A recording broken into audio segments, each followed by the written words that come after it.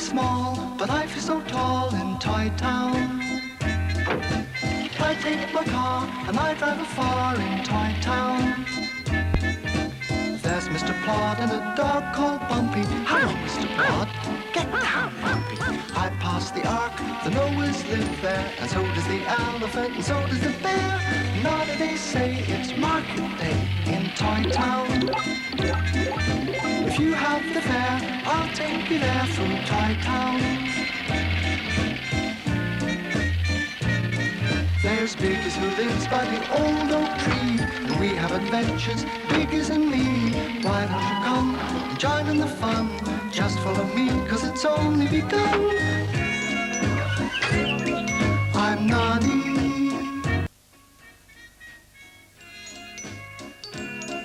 I'm Noddy. It was a windy day in Toy Town. The milkman was flying up the garden path. Whoa! Hello, Noddy. 1 pint or 2, he called. Hang on to your hat. But it was too late. 1 pint, please, Noddy shouted as he galloped after it. Ruff, ruff. Oh, thank you, Bumpy, Noddy said. As a reward, you can come for a ride in my car. Ruff, ruff, ruff, ruff. Noddy was staring with delight at the poster. A fair!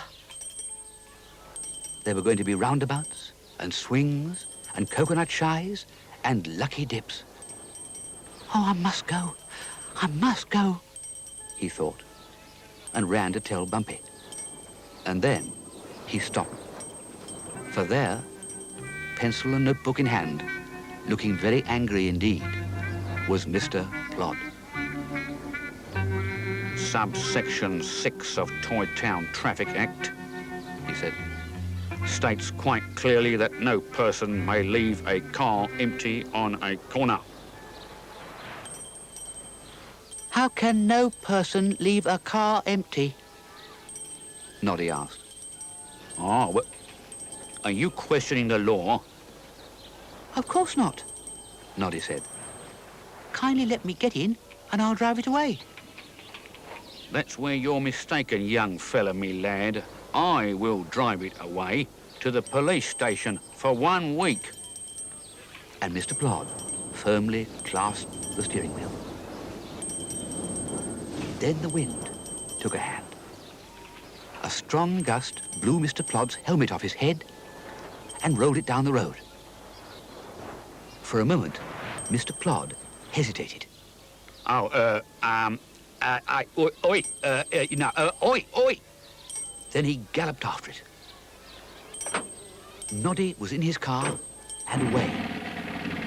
What? Oh, come back here. Come here. Oi, will you come here? Tessie was weeding Mr. Bear's garden. Hello, Noddy called. Here, there's a fair on in Mr. Straw's field. Will you come with me later on?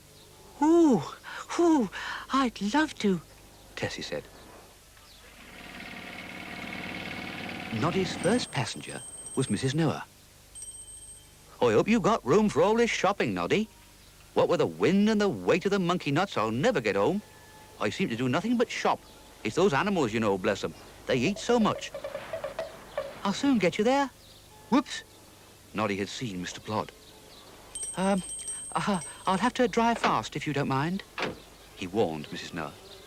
I have an urgent matter to attend to. They sped to the Ark.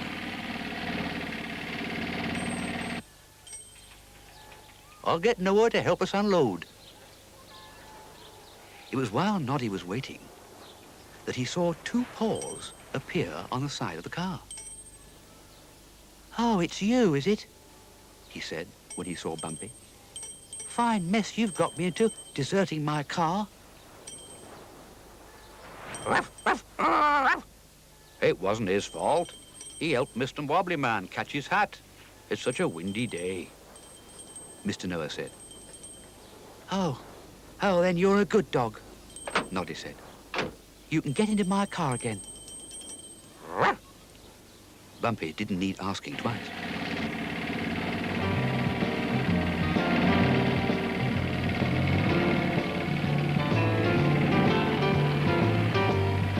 We won't go near the market square, Noddy said. It's safer here. But it wasn't all that safe. The wind was after Noddy's hat again. Off Noddy's head, over the car, over the hedge, and into a field.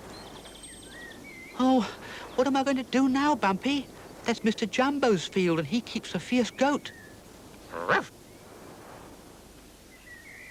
Bumpy was under the hedge and into the field, and there, in the middle, was Noddy's hat. The goat looked up with interest. A hat for breakfast. What an unexpected treat. But Bumpy was there first.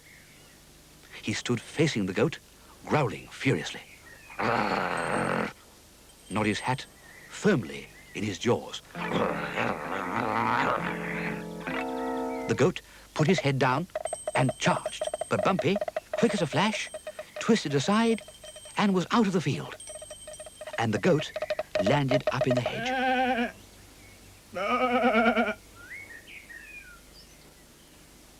Well done, Bumpy. Noddy put his arms round him. You can come to the fair with us. Oh, Bumpy, it's more down than up with you. Ooh, I am hungry. Let's go home for some food. There was someone waiting for Noddy. Someone big, someone fat, someone with a notebook and pencil in hand, someone without a helmet, someone who was after Noddy's car. Noddy didn't dare stop. Instead, he whispered into Bumpy's ear, and Bumpy trotted off. He was soon back, Tessie Bear in tow. Hey, jump in quick, Noddy whispered. We're off to the fair. Mr. Plod hadn't even noticed.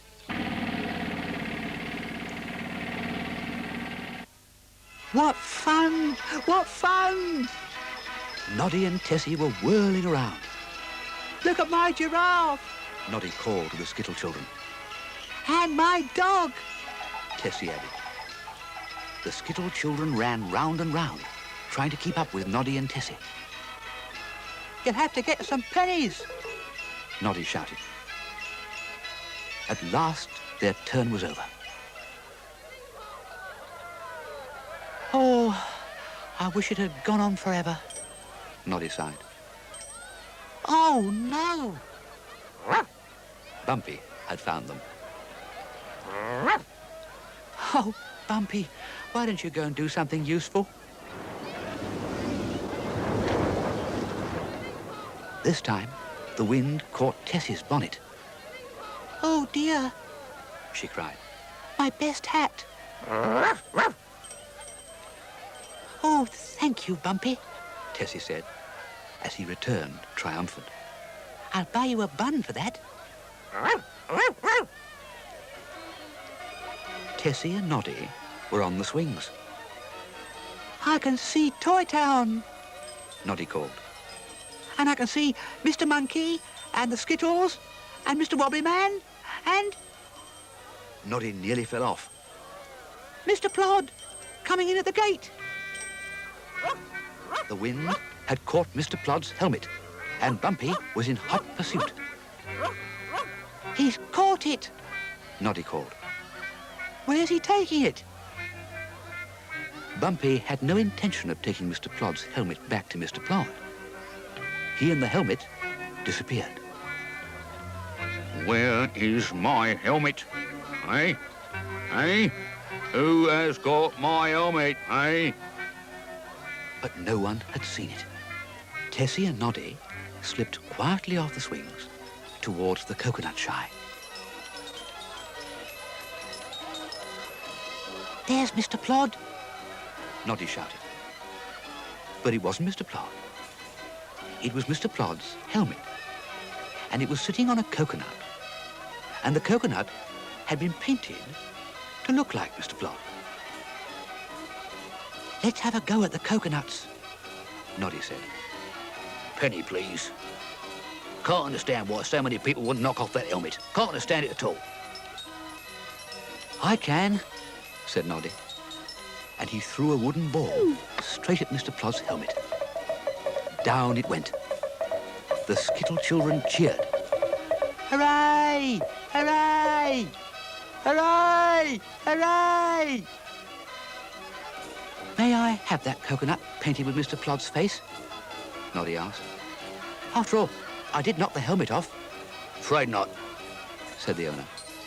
Makes too much money for me. All of Toy Town wants to go. I'll bet they do. Big Ears had come to the fair. Mr. Plod is at this very moment taking the steering wheel off your car. Oh, no, he's not, Noddy said, and was gone. But he was too late. Mr. Plod was sitting on the roundabout, and tucked under his arm was Noddy's steering wheel. Noddy marched up to the roundabout man.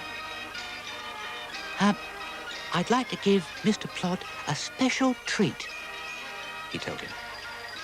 Please give him the longest ride anyone has ever had.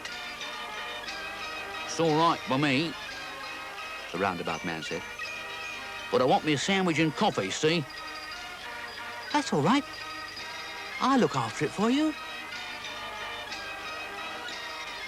Mr. Plod was enjoying himself. He liked the big elephant he was sitting on, and the music, and the people whirling by. Though the roundabout did seem to be going rather fast. Mr. Plod clung to his elephant. It was going faster and faster, faster and faster. Oh, oi, oi, oi, I say, oi, slow down. Mr. Plod called. But the roundabout went faster than ever.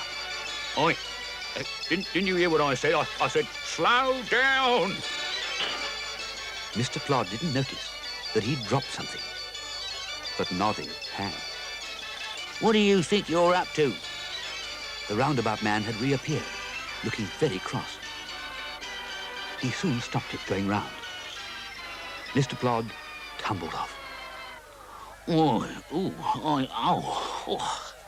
I feel like a roundabout myself. Oh dear. Oh. Then he saw Noddy and the steering wheel. I'll put you in prison. He gasped giddily.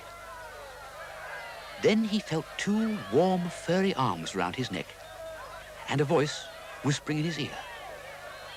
And slowly, Mr. Plod's stern features broke into a smile. Oh, all right, Tessie. Just this once I am prepared to waive the law and make a compromise. Bumpy, Tessie called. And there was Bumpy with Mr. Plod's helmet. Yeah, well, oh, that's better, he said as he settled it on his head. That's better, Noddy said as he fixed the steering wheel. And he and Tessie drove back to Toy Town. And as they drove, they sang. It's been a lovely day, now we have to go away, but we'll see you very soon in Toy Town. We'll be back another day, come and join us so we may see you very soon again in Toy Town. It's been a lovely day, now we have to go away, but we'll see you very soon